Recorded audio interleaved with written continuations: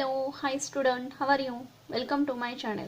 Last लेक्चरमध्ये आपण accounting equation म्हणजे काय आणि अकाउंटिंग इक्वेशननुसार क्वेश्चन आपण कशा पद्धतीने सॉल्व्ह केलेला आहे यावर डिस्कस केलेलं आहे. आजच्या व्हिडिओमध्ये आपण या चॅप्टरमधील जो काही एक्झरसाइज आहे या एक्झरसाइजमधील क्वेश्चन नंबर जो काही 6 आहे, classify the following accounts under the types of personal, real and nominal account, हा क्वेश्चन आपण सॉल्व्ह करणार आहे. पण त्याही आधी अजूनही जर तुम्ही माझ्या चॅनलला सबस्क्राईब केलं नसेल तर चॅनलला सबस्क्राईब करा. व्हिडिओ आवडला तर नक्की लाईक करा आणि जास्तीत जास्त विद्यार्थ्यांपर्यंत व्हिडिओ शेअर करा. So let start.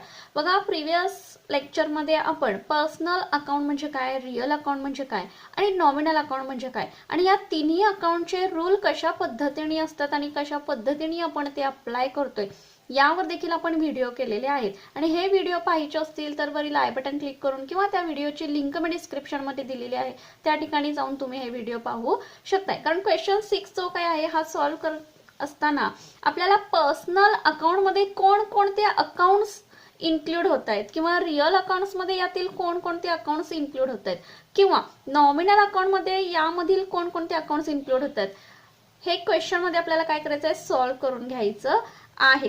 म्हणजे या ठिकाणी आपल्याला 40 अकाउंट्स दिलेले आहेत क्वेश्चन मध्ये. मग यातील काही अकाउंट पर्सनल मध्ये जातील, काही अकाउंट रिअल मध्ये जातील आणि काही अकाउंट्स नॉमिनल अकाउंट मध्ये इन्क्लूड होणार आहेत. मग यातील कोणते अकाउंट या तिन्ही अकाउंट्स मध्ये इन्क्लूड होत आहेत ते आपल्याला सॉल्व्ह करायचं आहे.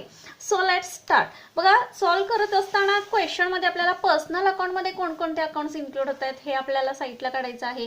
रिअल अकाउंट मध्ये कोणते अकाउंट येतात ते आपल्याला लिहून घ्यायचं आहे आणि नॉमिनल अकाउंट मध्ये कोणते येतात ते आपल्याला लिहून घ्यायचं आहे. त्यामुळे विद्यार्थ्यांनी अगोदर फॉर्मॅट प्रिपेअर करून घ्यायचा आहे. बघा, याच चॅप्टर मधील आपल्याला एक्झरसाइज सॉल्व्ह करायचा आहे. यातील ऑब्जेक्टिव्ह जेवढे काही आहेत त्या ऑब्जेक्टिव्ह वरती आपण व्हिडिओ तर अपलोड करणारच आहोत. पण क्वेश्चन जो काही 6 नंबरचा आहे हा आपण आजच्या व्हिडिओमध्ये सॉल्व्ह करत आहोत. आता क्वेश्चन आपण स्टार्ट पासून बघूया म्हणजे तुमच्या लक्षात येईल.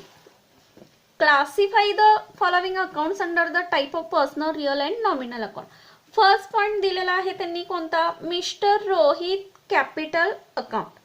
आता या ठिकाणी तुमच्या लक्षात येईल की पर्सनल अकाउंट म्हणजे काय, की व्यक्तीच्या नावांशी रिलेटेड जेवढ्या काही अकाउंट असतील, मग नॅचरल पर्सन असतील किंवा आर्टिफिशियल असतील किंवा रिप्रेझेंटेटिव्ह असतील, या सर्व अकाउंटचा समावेश कशामध्ये होतोय तर पर्सनल अकाउंट मध्ये होतोय. आता या ठिकाणी व्यक्तीचं नाव दिलेलं आहे म्हणजे कशामध्ये इन्क्लूड होईल तर ऑफकोर्स की पर्सनल अकाउंट मध्ये तो जाईल. Mister Rohit capital account. बघा, पर्सनल अकाउंट मध्ये तो लिहून घ्यायचा आहे आपण, मिस्टर रोहित कॅपिटल अकाउंट. त्यानंतर सेकंड जो काही आहे लूज टूल्स अकाउंट. आता लूज टूल्स हा काय आहे तर असेट आहे बिझनेसच्या दृष्टिकोनातून. जेवढ्या काही सर्व असेट असतील, फिक्स्ड असेट असतील, करंट असेट असतील, टँजिबल असेट असतील, इनटँजिबल असेट असतील, या सर्व असेटचा समावेश कशामध्ये होतोय तर रिअल अकाउंट मध्ये होत असतो. त्यामुळे लूज टूल्स हे बिझनेसच्या दृष्टिकोनातून काय आहे, असेट आहे. त्यामुळे लूज टूल्स कशामध्ये जाईल तर रिअल अकाउंट मध्ये इन्क्लूड होईल. त्यामुळे रिअल अकाउंटच्या कॉलम मध्ये आपल्याला लिहून घ्यावं लागणार आहे लूज टूल्स.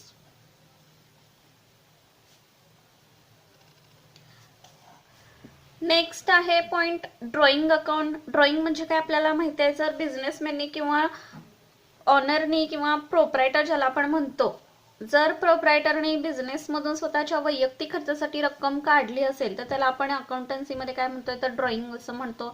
ड्रॉइंग अकाउंट कशामध्ये जाईल तर पर्सनल अकाउंट मध्ये जाणार आहे. पर्सनल अकाउंटच्या कॉलम मध्ये आपण लिहून घ्यायचं आहे ड्रॉइंग अकाउंट. नेक्स्ट पॉइंट आहे कार्टेज अकाउंट. कार्टेज म्हणजे वाहन खर्च ज्याला आपण म्हणतो. आता आपल्याला माहिती आहे वाहन खर्च हा काय आहे, एक्सपेन्सेस आहे. सर्व एक्सपेन्सेस अँड गेन्स ज्याला आपण प्रॉफिट म्हणतो हे सर्व कशामध्ये इन्क्लूड होतात तर नॉमिनल अकाउंट मध्ये इन्क्लूड होतात. त्यामुळे कार्टेज अकाउंट कशामध्ये जाईल तर नॉमिनल अकाउंट मध्ये जाणार आहे.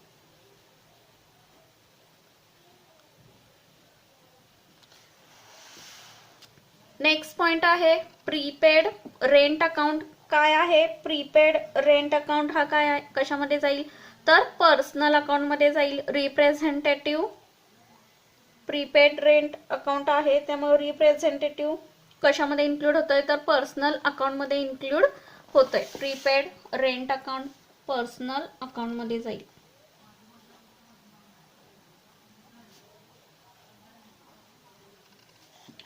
नेक्स्ट पॉइंट काय आहे, कॉपीराइट अकाउंट. कॉपीराइट म्हणजेच काय तर पेटेंट सारखा असणार आहे. कॉपीराइट, पेटेंट, गुडविल हे काय आहे तर बिझनेसच्या दृष्टिकोनातून काय आहेत ते असेट आहेत. असेट आपण कशामध्ये इन्क्लूड करतोय तर रिअल अकाउंट मध्ये इन्क्लूड होतोय, त्यामुळे कॉपीराइट कशामध्ये जाईल तर रिअल अकाउंट मध्ये जाणार आहे.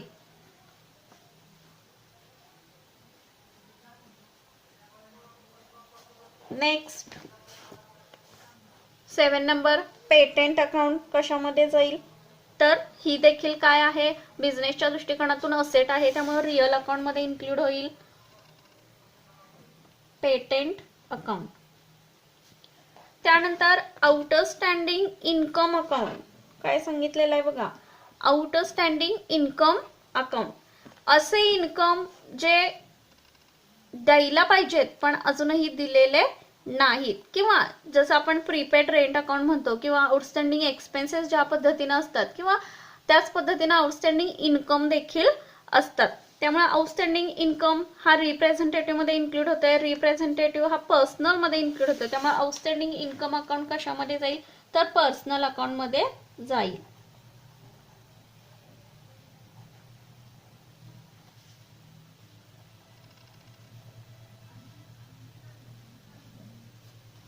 नेक्स्ट प्रीपेड एक्सपेन्सेस अकाउंट कशामध्ये इन्क्लूड होणार आहे लक्षात घ्या, रिप्रेझेंटेटिव्ह, त्यामुळे पर्सनल अकाउंट मध्ये जाईल तो prepaid expenses account.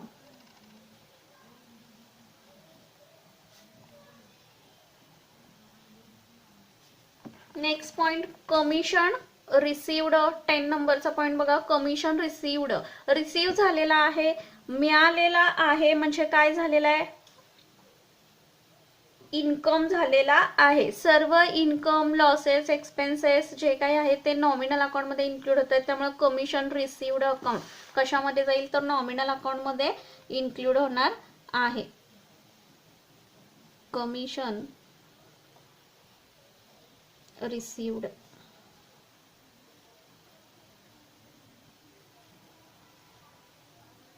Next freight account. वाहतूक कशामध्ये जाणार आहे बघा लक्षात घ्या, freight account.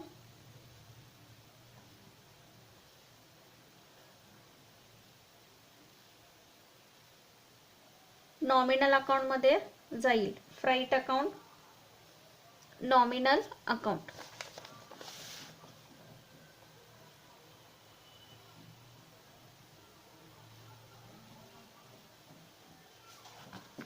Next plant and machinery account. Plant and machinery ही बिझनेसच्या दृष्टिकोनातून काय आहे असेट आहे, त्यामुळं असेट मध्ये इन्क्लूड होणार आहे plant and machinery, real account मध्ये जाईल.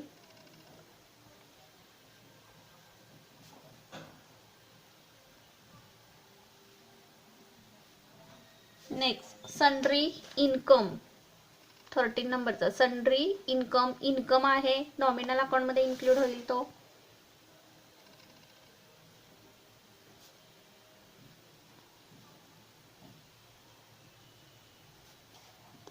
Next live stock account.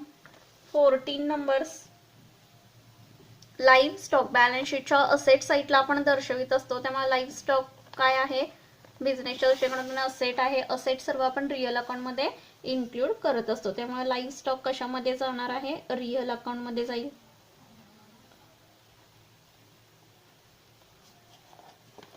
Next point goods distributed as a free sample account. काय सांगितलेलं आहे लक्षात घ्या, गुड्स डिस्ट्रीब्यूट केले म्हणजे गुड्स मालाचं काय केलेलं आहे वाटप केले, पण कशा पद्धतीने as a free sample. As a free sample म्हणून मालाचं डिस्ट्रीब्युशन केलेलं आहे, मालाचं वाटप केलेलं आहे फ्री सॅम्पल म्हणून. बघा एखादी गोष्ट जर आपण प्रोडक्ट केली आणि नमुना म्हणून जर आपण ती वाटली तर आपण काय समजतो, तर एक प्रकारची जाहिरात केलेली आहे, म्हणजे आत्ता तुम्ही काय केलेलं आहे त्याच्यासाठी खर्च केलेला आहे. त्यामुळे goods distributed as a free sample कशामध्ये जाईल, एक्सपेन्सेस आहे, नॉमिनल अकाउंटमध्ये तो इन्क्लूड होईल. गुड्स डिस्ट्रीब्युटेड ॲज अ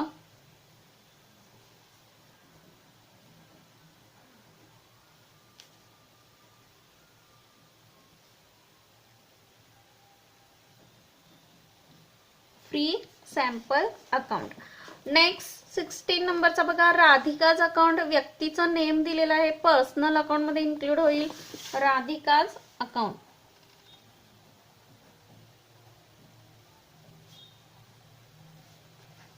त्यानंतर 17 number, outstanding wedges account representative मध्ये इन्क्लूड होईल. आउटस्टँडिंगचा अर्थ काय, तर असे एक्सपेन्सेस की जे द्यायला पाहिजेत पण अजूनही दिलेले नाहीत. त्यामुळे व्यवसायाच्या दृष्टिकोनातून तो काय असणार आहे, एक्सपेन्सेस असणार आहे, बट आउटस्टँडिंग आहेत, रिप्रेझेंटेटिव्ह मध्ये इन्क्लूड होतील ते. त्यामुळं पर्सनल अकाउंट मध्ये तो पॉइंट जाईल. Outstanding wedges.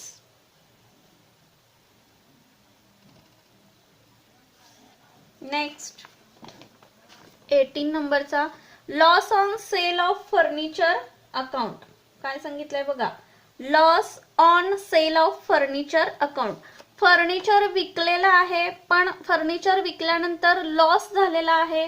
थोडक्यात ऑल लॉसेस अँड एक्सपेन्सेस आपण नॉमिनल मध्ये इन्क्लूड करतोय, त्यामुळे नॉमिनल अकाउंट मध्ये तो पॉइंट येणार आहे. Loss on sale of furniture account.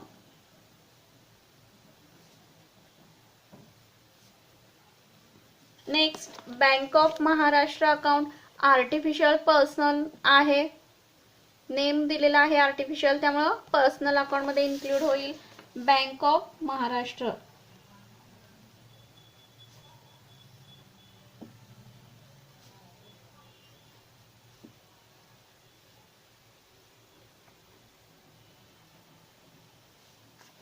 त्यानंतर नेक्स्ट पॉइंट कोणता आहे बघा, 20 नंबरचा, लोन अकाउंट.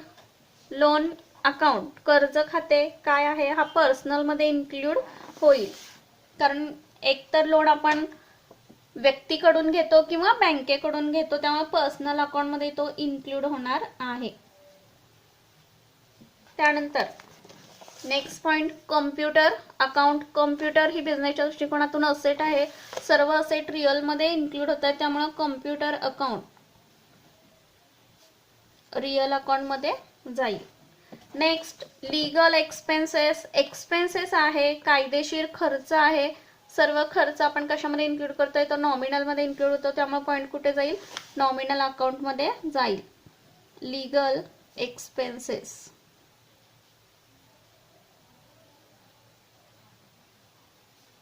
त्यानंतर 23 नंबरचा पॉइंट आहे, किती बघा, फिक्स्ड डिपॉझिट अकाउंट. एफडी, बँकेमध्ये जर एफडी आपण केली तर ती आपल्या दृष्टिकोनातून काय आहे, असेट आहे, त्यामुळे जर बिझनेसने जर एफडी केली असेल तर बिझनेसच्या दृष्टिकोनातून फिक्स्ड डिपॉझिट ही काय असणार आहे, त्याची संपत्ती असणार आहे, म्हणजे असेट असणार आहे, त्यामुळे रिअल अकाउंट मध्ये इन्क्लूड होईल fixed assets, fixed deposit, sorry. Next income receivable account. 24 नंबरचा पॉइंट बघा, इन्कम रिसिवेबल अकाउंट कशामध्ये जाईल.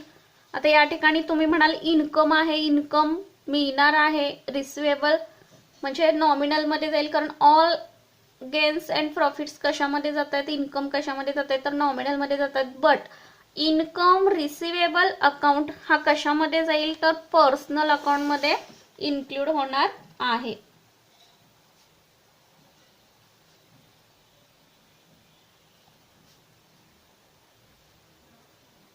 इन्कम रिसिवेबल अकाउंट कशामध्ये इन्क्लूड होईल बघा, तर पर्सनल अकाउंट मध्ये जाईल.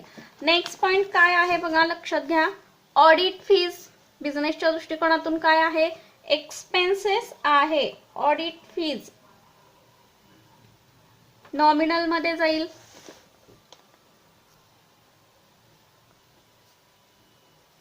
नॉमिनल अकाउंट मध्ये आपण कॉलम मध्ये लिहून घ्यायचा आहे.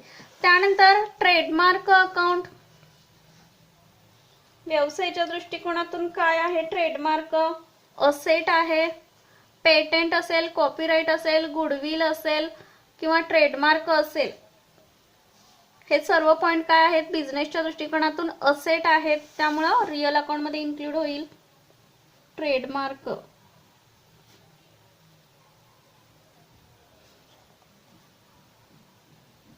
Next loss by fire account. Next point काय आहे बघा 27 नंबरचा. तर लॉस बाय फायर अकाउंट कशामध्ये इन्क्लूड होणार आहे? लक्षात घ्या. लॉस झालेला आहे, आगीमध्ये जर मालाचं नुकसान झालं असेल किंवा माल जळाला असेल तर व्यवसायाच्या दृष्टिकोनातून तो काय आहे? तोटा आहे. त्यामुळे लॉस बाय फायर अकाउंट कशामध्ये जाईल? तर नॉमिनल अकाउंट मध्ये जाणार आहे.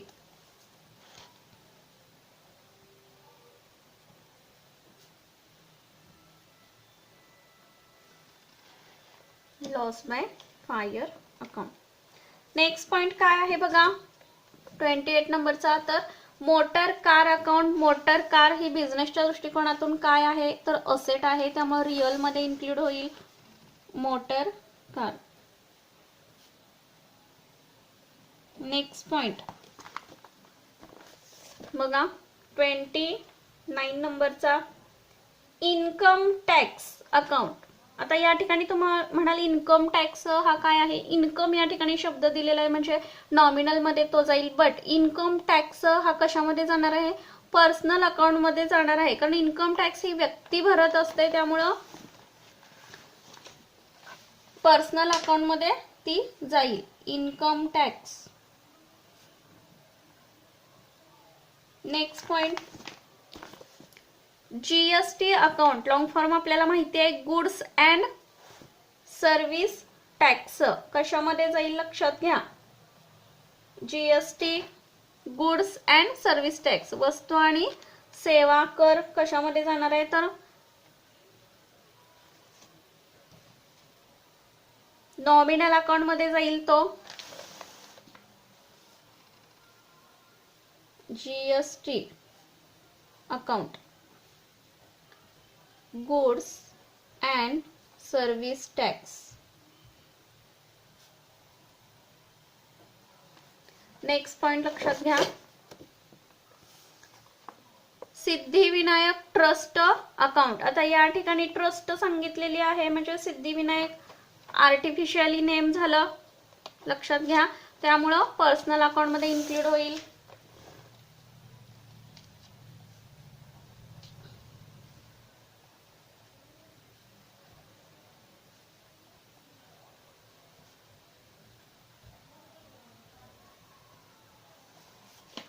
Next point office equipment. Equipments means काय? तर साधने जी काही असतील, मशिनरीचे असतील, फर्निचरचे असतील, काही विविध प्रकारचे ऑफिशियली इक्विपमेंट असतील म्हणजे साधन उपसाधने असतील, साधन सामग्री असेल काय, ही बिझनेसच्या दृष्टिकोनातून काय आहे? असेट आहे, त्यामुळे रिअल अकाउंट मध्ये इन्क्लूड होईल office equipment.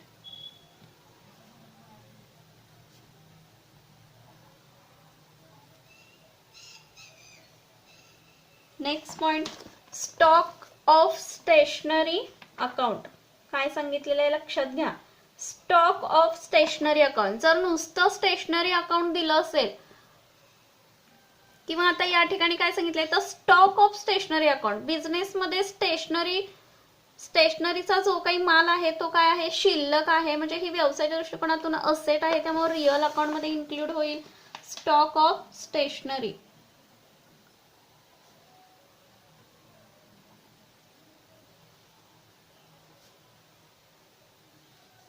Next point Indian railways account. Indian railways account name या ठिकाणी सांगितलेला आहे, त्यामुळे पर्सनल अकाउंट मध्ये इन्क्लूड होईल Indian railways account. Next point 35 नंबरचा काय सांगितलेलं आहे बघा. Income received in advance account. Income काय झालेला आहे, ॲडव्हान्स मध्ये प्राप्त झालेला आहे असं सांगितलेलं आहे. म्हणजे अकाउंट त्यांनी सांगितलेला आहे. कशामध्ये जाईल तर पर्सनल अकाउंट मध्ये तो जाईल. पर्सनल अकाउंट मध्ये लिहून घ्यायचं आहे income received in advance account. Next point 36 नंबरचा बघा काय सांगितलेला आहे. Dividend on investment advance account. काय सांगितलेलं आहे बघा. Dividend on investment advance account. लाभांश काय झालेला आहे सांगितलेला आहे त्यांनी. ऑन इन्व्हेस्टमेंट ॲडव्हान्स अकाउंट गुंतवणुकीवरचा लाभांश त्यांनी सांगितलेला आहे. म्हणजे ही फायद्याची गोष्ट आहे, त्यामुळे नॉमिनल अकाउंट मध्ये तो इन्क्लूड होईल. Dividend on investment advance account. Next point काय सांगितलेलं आहे बघा 37 नंबरचा. डिस्काउंट अकाउंट त्यांनी सांगितलेला आहे. आता या ठिकाणी डिस्काउंट जर दिला असेल, डिस्काउंट जर दिला असेल तर तोट्याची गोष्ट आहे. डिस्काउंट जर मिळाला असेल तर इन्कमची गोष्ट आहे. त्यामुळे all income, all losses, all gains and incomes, profits कशामध्ये इन्क्लूड होतील तर नॉमिनल अकाउंट मध्ये इन्क्लूड होईल. त्यामुळे डिस्काउंट अकाउंट कशामध्ये जाणार आहे लक्षात घ्या तर नॉमिनल अकाउंट मध्ये जाईल.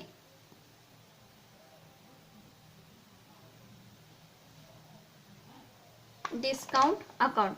Next point Raj and company account. आता या ठिकाणी व्यक्तीचं नेम त्यांनी सांगितलेलं आहे, त्यामुळे कशामध्ये जाईल राज अँड कंपनी. आर्टिफिशियल नेम त्यांनी सांगितलेलं आहे, त्यामुळे पर्सनल अकाउंट मध्ये इन्क्लूड होणार आहे Raj and company account. Next repairs account. काय अर्थ आहे तर दुरुस्ती खर्च सांगितलेला आहे. रिपेअर्स अकाउंट कशामध्ये जाईल रिपेअर्स अकाउंट. खर्च आहे दुरुस्ती खर्च, त्यामुळे नॉमिनल अकाउंट मध्ये इन्क्लूड होईल रिपेअर्स अकाउंट.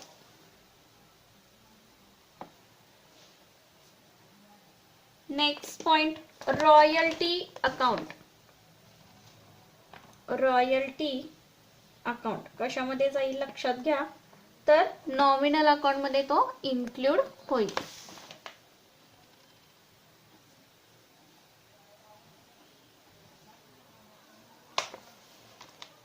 आय होप की सर्व चार्ट किंवा सर्व क्वेश्चन तुम्ही सॉल्व करत असावा. व्हिडिओ बघत असतानाच क्वेश्चन तुम्ही सॉल्व करून घ्यायचा आहे तर तुमच्या तो लक्षात येऊ शकतो. व्हिडिओ स्किप करून देखील विद्यार्थ्यांनी काय करायचं आहे आन्सर क्वेश्चनचं लिहून घेतलं तरी चालू शकतो.